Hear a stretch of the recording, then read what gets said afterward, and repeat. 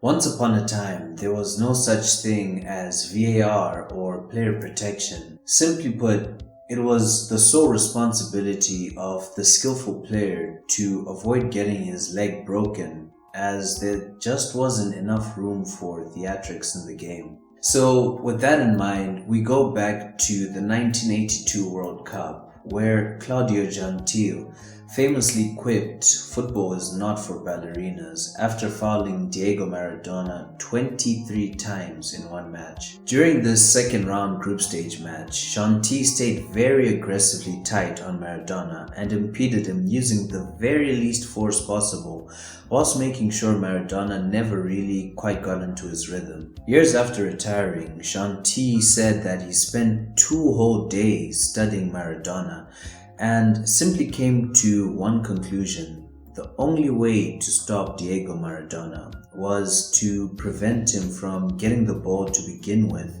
because once he got the ball, he was completely unpredictable.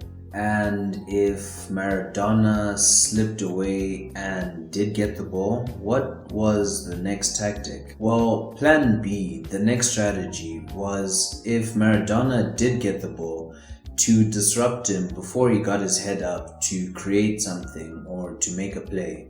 Similar to Messi in his prime, Diego Maradona was a very hands-on player, and the last thing he wanted to allow him to do was really map out how he was going to collect the ball, connect with his teammates, and drive into the box and get his head up to shoot without giving him a really hard time. What ultimately allowed Gentile to give Maradona such a hard time without getting sent off was a vastly different interpretation to fouling and aggression in general. Italy went on to win the match 2-1 and beat Brazil 3-2 to advance to the semifinals.